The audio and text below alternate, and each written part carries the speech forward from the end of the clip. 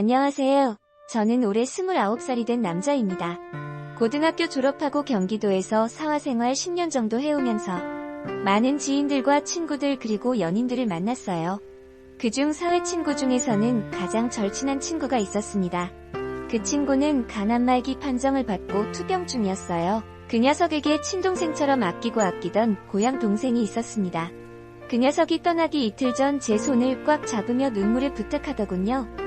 그리고 이틀 후 그 녀석은 이 세상을 떠나야 했습니다.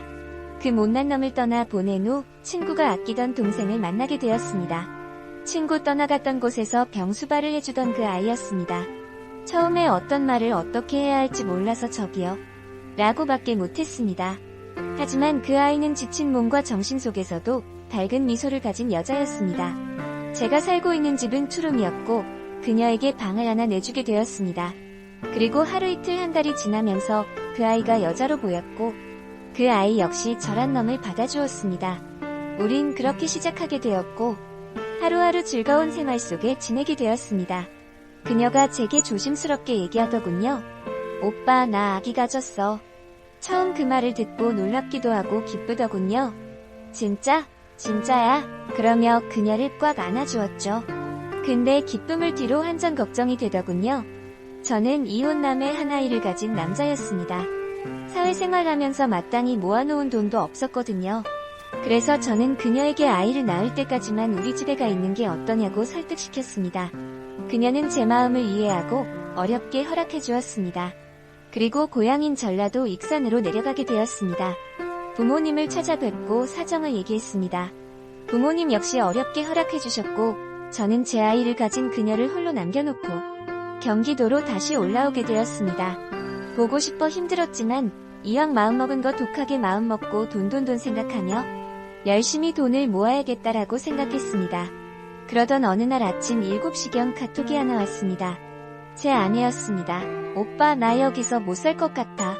저는 당황스럽기도 하고 왜 그럴까라는 생각과 함께 전화했습니다. 전화 안 받더라군요. 그러자 카톡이 하나 더 왔습니다. 오빠 9시 넘어서 통화하자. 저는 남득이 되지 않았습니다. 왜? 라는 카톡 보내자. 아버님 출근하시면 그때 통화해 오빠. 저는 왠지 불안한 느낌이 들었습니다. 왜? 카톡과 전화로 추궁하였습니다. 그러자 답장 왔습니다. 오빠 앱이라는 사람한테 밤에 당했어. 카톡 보는 순간 핸드폰 액정이 하얗게 보이더군요. 바로 익산으로 발길을 돌렸습니다. 익산에 내려가며 그녀와 통화하면 그녀의 울음 앞에 제 마음은 이미 무너져 있었고 이성을 찾을 수 없는 상태가 되어버렸습니다. 아무런 생각이 들지 않고 가만두지 않을 거야 라는 생각만 들더군요. 경기도에서 서산쯤 내려왔을 때인가 한 통에 전화 왔습니다. 오빠, 아빠가 없었던 일로 하자고 오빠한테 말하면 가만 안 두겠대. 그러면 눈물도 흘리더군요. 말로 표현할 수 없는 분노와 배신감이 뼛속 깊이와 닿았고 눈에 보이는 게 없더군요. 오후 1시경 익산을 도착했고 집 근처에 피신해 있던 그녀를 만나 집으로 쳐들어갔습니다. 이미 아빠는 어디 가서 없었습니다. 회사를 찾아가고 지인들을 찾아가봐도 그 어디에도 없었습니다. 가만두지 않겠다고 동네방네에 징고 다니니 그녀가 오빠 없이 나 혼자 못 살아. 오빠 그러지 말고 차라리 신고하자 오빠. 그러더군요. 그녀의 눈물 앞에 저는 더더욱 무너져갔고 모든 사람들이 짐승으로 보였습니다. 하지만 그녀의 눈물 앞에 마음을 가다듬고 그녀의 뜻에 따르기로 했습니다. 그래서 YMCA 센터 찾아갔고 YMCA 직원과 함께 경찰서 가게 되었습니다. 2시간의 조사받고 친동생의 집인 익산 영등동 아파트로 갔습니다. 저녁 8시쯤 전화벨 소리가 울리게 되고 작은 아빠라며 만나자고 했습니다. 아빠니까 봐줘라. 아빠는 내가 숨겨놓았다. 여자는 헤어지면 끝이지만 가족은 그게 아니지 않니? 너를 이 세상에 있게 해준 사람이 아빠니 없던 일로 해줘라 라는 말들이었죠. 저는 어이가 없었습니다. 아빠와 자식 간 사이는 천륜이고 애인 또는 아내는 인연이라 생각합니다. 하지만 천륜을 저버린 건 아빠라는 사람이었습니다. 이 시점에 아빠니까 봐줘야 한다. 이런 말도 안 되는 소리가 어디 있습니다. 다름 아닌 아들 아이를 가진 며느리인데요. 그래도 가족이란 게 참 이상하더군요. 그래서 합의서는 넣어주자라고 아내를 설득했습니다. 그러던 중 한 번 만났다 헤어진 작은 아빠라는 사람한테 또 전화 왔습니다. 작은 아빠인데 다시 만나자 할 말 있다. 그래서 혹시나 아빠 얼굴 볼 수 있으려나 하고 나간 자리에서 짐승들이나 하는 말을 들었습니다. 얼마 원하니? 원하는 대로 줄 테니 그냥 좋아서 했다고 말해주면 안 되겠니? 두말하고 싶지 않았습니다. 그러고서 거기에서 뛰쳐나와 시간이 늦었기에 아내 잠도 재우고 안정도 시켜야 하기에 옆에서 토닥토닥 잠을 재워야 했습니다. 얼마나 지났을까? 소리 지르며 깨어나는 아내. 악몽을 꿨다고 했습니다. 그러며 몸을 부들부들 떨었습니다. 안쓰럽고 미안하고 내 자신이 부끄러워 미치겠더군요. 눈물밖에 안 나오더군요. 바람도 슬겸 그래도 어렸을 때 저를 이쁘게 여겼던 둘째 고모한테 인사는 드리고 떠나야겠다는 생각에 아내와 고모가 운영하고 있는 마트 앞에 갔습니다. 고모 딸이 가게 보고 있었고 얘기를 들었는지 못 들었는지 안쓰럽게 쳐다보면 음료수 하나 건네주더군요. 고모 술 마시러 갔어 하면서 술집을 알려주더군요. 저는 인사하러 그 술집에 갔습니다.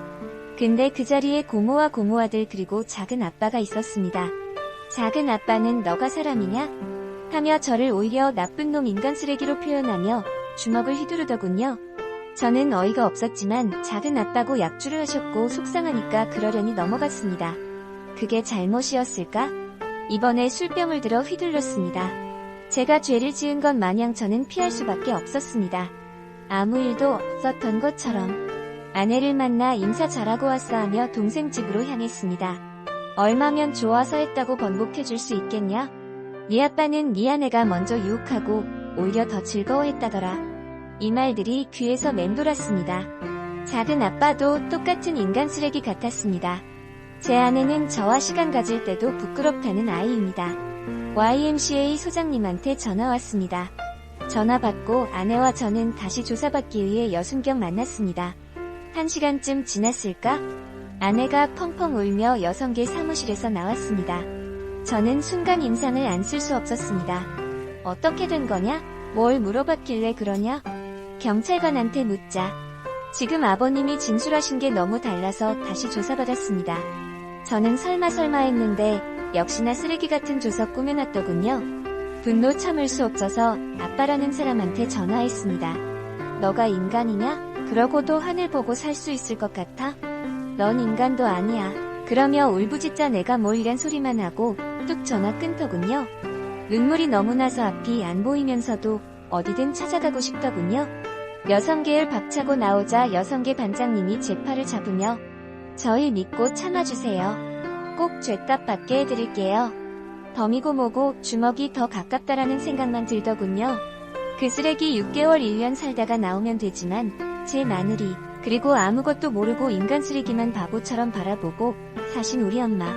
평생 이 짐을 짊어지고 살아가야 하기에 이번에도 마음과 눈은 뒤집혔지만 아내의 눈물 앞에서 또다시 참게 되었습니다. 그리고 주차장 차 안에서 한참 동안 아내를 안고 울었습니다. 얼마나 흘렀을까? 전화가 왔습니다. 작은 아빠는 사람이었습니다. 작은 아빠인데 평택 올라가다가 전화하는 거다. 너 임마 아빠한테 전화해서 욕했다며? 아무리 못 배운 놈이라도 그렇지 너 아들 된 도리가 맞냐? 얼른 지금 벌려놓은 일들 알아서 다 수습해놔라. 정말 분노가 밀려왔습니다. 이런 사람들이었다니 정말 화가 치밀어 오릅니다. 이제 제가 어떻게 해야 합니까? 저는 정말 이런 사람들? 아니 이런 쓰레기들 전국적으로 대망신 주고 싶습니다. 그리고 대한민국 법의 정의가 무엇인지 알려주고 싶습니다. 하지만 주위에 많은 눈총들이 무섭습니다. 밥도 잠도 못 이루고 저와 제 아내는 공포와 두려움에 쌓여 있습니다. 도와주세요. 부탁드립니다.